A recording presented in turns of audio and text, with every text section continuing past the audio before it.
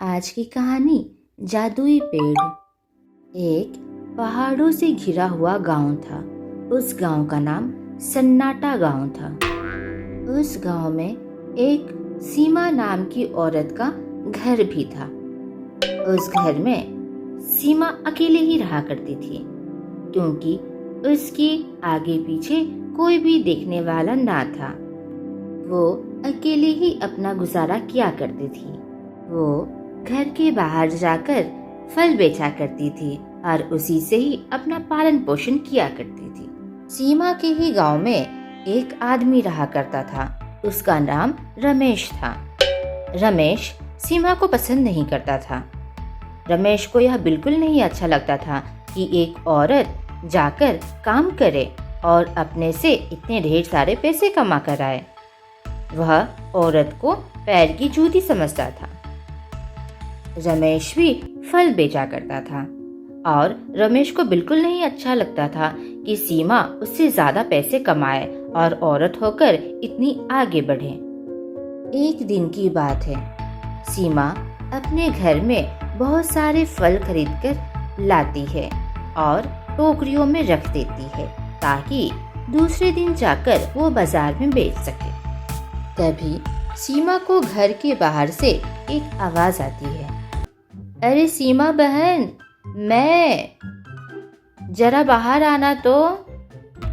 सीमा कहती है, लगता है घर के बाहर कोई मेरा इंतजार कर रहा है, मुझे बुला रहा है। और सारे फल की टोकरियों को घर में रखकर दरवाजा खोलकर ही सीमा घर के बाहर चली गई।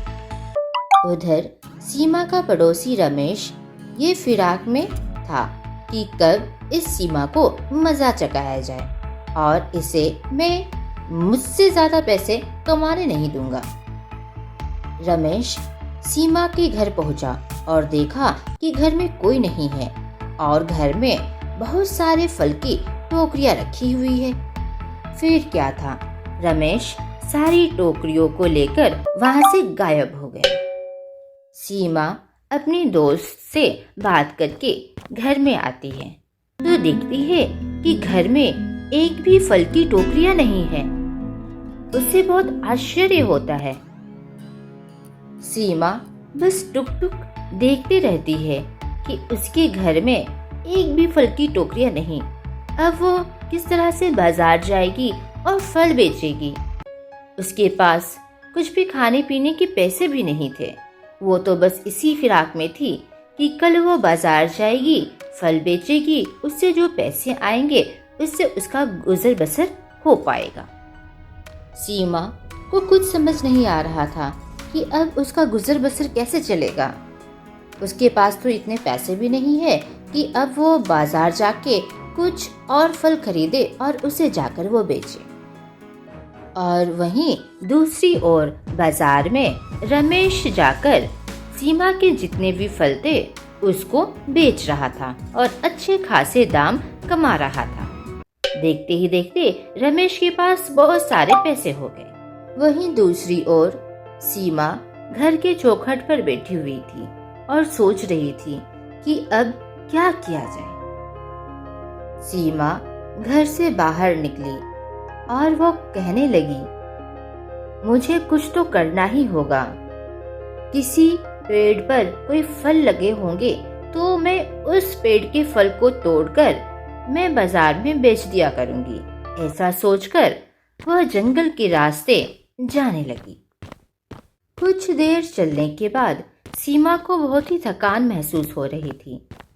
वह एक पेड़ के नीचे जाकर बैठ गई। तभी एक आवाज आती है, बेटा सीमा, इधर तो देखो। सीमा को कुछ समझ नहीं आ रहा था कि यह आवाज कहां से आ रही है। सीमा ने देखा कि यह आवाज तो इस पेड़ से आ रही है। पेड़ कहता है, सीमा, मैं पहचाना। सीमा कहती है, नहीं, मैंने तो नहीं पहचाना। आप नहीं, मुझे कुछ समझ नहीं आ रहा है। वह पेड़ कहता है कि 10 साल पहले सीमा यहाँ आई थी और उस समय मैं एक छोटा पेड़ हुआ करता था। अभी तो मैं बहुत बड़ा हो गया हूँ और बहुत विशाल भी। उस समय कुछ लोग मुझे कुल्हाड़ी लेकर काटने आ रहे थे, तभी तुमने मेरी रक्षा की थी। तभी तो आज तुम्हारे सामने इतना विशाल वृक्ष बनकर खड़ा हूँ। सीमा कहती है, हाँ मुझे याद आया, 10 साल पहले पुरानी बात है। वृक्ष कहता है, जी हाँ सही कहा सीमा, मुझे तुमसे मिलकर बहुत ही अच्छा लगा। मेरा जीवन तो तुम्हारा ही दिया हुआ है। सीमा, तुमने मेरी जो जान बचाई थी उसके बदले में मैं तुम्हें कुछ देना चाहता हूँ। अगर तुम्हें कुछ मेरी मदद चाहिए तो कृपया करके बताओ। तुम इतनी परेशान क्यों दिख रही हो? सीमा ने उस पेड़ को सारी बात बताई कि किस तरह से उसके घर में रखे हुए फलों की टोकरियां गायब हो गई। उसके पास कुछ पैसे भी नहीं थे कि वह जाकर फल खरीदती और बाजार में फिर से बेच पाती। इसी कारणवश उसे जंगल आना पड़ा और जंगल में अब वह कुछ पेड़ को देख रही है ताकि उसमें फल लगे हो तो उस फल को तोड़कर वह बाजार में बेचकर 2 पैसे कमा सके। वह वृक्ष कहता है, सीमा, तुम कल सुबह सुबह 5 बजे उठकर यहाँ पर मेरे पास आना, लेकिन ध्यान रखना अपने साथ एक खाली टोकरी लाना। सीमा को कुछ समझ नहीं आ रहा था, लेकिन सीमा ने कहा, ठीक है, मैं ऐसा ही करूंगी। सीमा घर चली गई। सुबह हुई, वह घर से बाहर निकली और उसी वृक्ष के पास जा पहुंची। इस बार सीमा ने अपने साथ एक खाली टोकरी लाया हुआ था। वह पेड़ कहता है, सीमा, यह खाली टोकरी तुम नीचे रख दो और जो भी फल चाहिए मुझे नाम बताओ। सीमा कहती है, काश मेरे पास ढेर सारे अंगूर होते तो मैं बाजार जाकर बेच पाती और कुछ पैसे कमा पाती। सीमा के इतना बोलते ही सीमा ने देखा कि उस पेड़ पर एक जादुई चमक सी आ रही है और देखते ही देखते उस वृक्ष की एक डाली पर ढेर सारे अंगूर लदे हुए हैं। सीमा देखती है कि इतने ढेर सारे अंगूर एकाएक गायब हो गए और उस पेड़ की एक शाखा पूरी खाली हो गई। अब एक भी नजर अंगूर नहीं आ रहे थे उस शाखा पर। तभी सीमा की नजर उस टोकरी पर पड़ती है और वह देखती है कि उस टोकरी में बहुत सारे अंगूर गिरे हुए हैं। तब सीमा को समझ में आ गया कि यह जादुई पेड़ है और इस वृक्ष ने ही उसे यह अंगूर दिए हैं। सीमा खुश हो जाती है और वह टोकरी लेकर बाजार जाकर उस सारे अंगूर को बेच देती है। दूसरे दिन फिर से सीमा उस पेड़ के पास जाती है और वहां से वह सेब लाती है और फिर से सेब की भरी हुई टोकरी को लेकर बाजार जाकर बेच दिया करती है। बाजार में सीमा के फल इतने स्वादिष्ट सभी को लगते खाने में कि सभी कोई आकर उसके फल को खरीद लिया करते और देखते ही देखते सीमा बहुत अच्छा पैसा कमाने लग गई थी। रमेश ये सारी चीजें देख रहा था और वो कहता है, अरे सीमा, इतने ढेर सारे फल हर रोज, वो भी अलग अलग तरह के, कहाँ से लाती हो? कहीं कोई जादू का पिटारा तो नहीं लग गया तुम्हें? रमेश अपने घर गया और सोचने लगा कि कुछ तो दाल में काला है, मुझे सीमा का पीछा करना चाहिए, तभी मुझे पता चल पाएगा कि हर रोज इसके पास नए नए फल की टोकरियां कहाँ से आती है और सारे लोग इसके फल क्यों खरीदते हैं। इसका फल इतना स्वादिष्ट कैसे लगता है सभी को। और अब तो सीमा तो मुझसे पहले से भी ज्यादा पैसे कमाने लग गई है। यह तो मैं हरगिज नहीं होने दूंगा, मुझे इसका पता लगाना ही पड़ेगा। फिर क्या था, दूसरे दिन सीमा फिर से उस पेड़ के पास गई और फिर से फल लेकर वहां से जाने लगी। रमेश ये सारी चीजें देख रहा था। रमेश कहता है, अच्छा ये बात है, ये है जादुई पेड़। इसी पेड़ से ये सारे फल ले जाया करती है और लोग खरीदा करते हैं।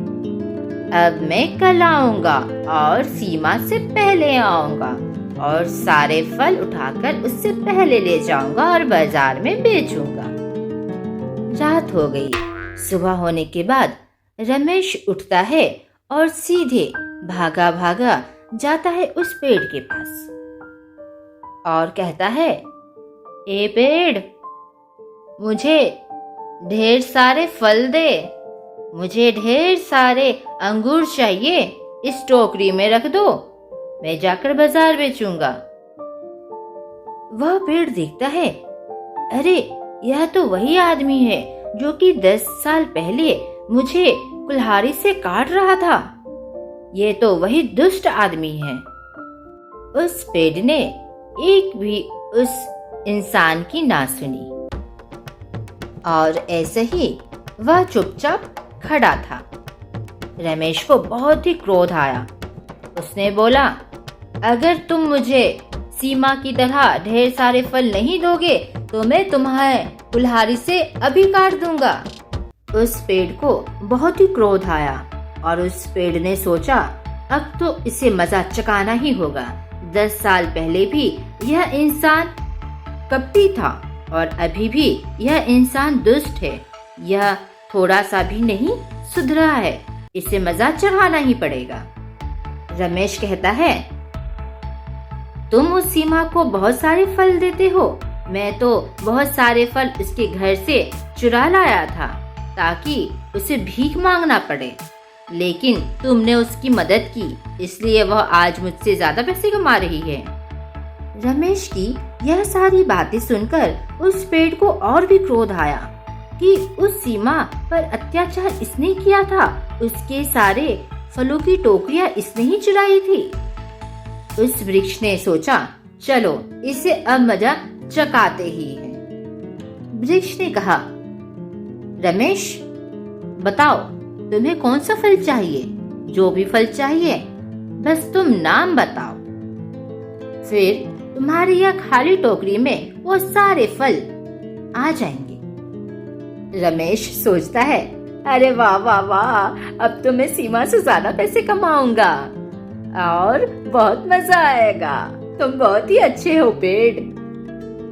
रमेश कहता है, छोटे छोटे फल मुझे नहीं चाहिए, मुझे तरबूज चाहिए। फिर क्या था, देखते ही देखते उस पेड़ की एक टहनी में ढेर सारे तरबूज लद गए। फिर क्या था, उस पेड़ ने मजा चकाने के लिए रमेश को उस तरबूज के फल को तोड़कर रमेश के सर पर जा मारा।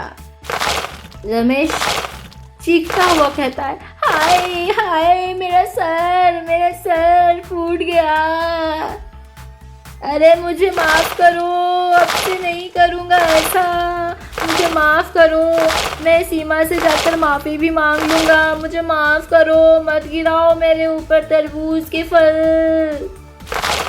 दूसरे दिन रमेश सीमा के घर जाता है और सीमा को सारी बात बताता है और सीमा से कहता है, बहन मुझे माफ कर देना, अब से मैं कभी भी तुम्हें परेशान नहीं करूंगा और तुम्हारे घर से कुछ भी चुरा कर नहीं ले जाऊंगा। उस जादुई पेड़ ने मुझे सबक सिखाया है और अब से मैं अच्छा ही कार्य करूंगा, कभी भी किसी को परेशान नहीं करूंगा। सीमा कहती है, कोई बात नहीं रमेश, अगर तुम्हें अपनी गलती का एहसास हो गया है तो यह मेरे लिए बहुत ही अच्छी बात है। धन्यवाद उस जादुई पेड़ का। तो इस कहानी से हमें यह सीख मिलती है कि कभी भी किसी के साथ बुरा नहीं करना चाहिए। अगर बुरा करेंगे तो उसका अंजाम हमेशा बुरा ही होगा। आज का प्रश्न, इस कहानी में सीमा के घर से फलों की टोकरियां किसने चुराई थी?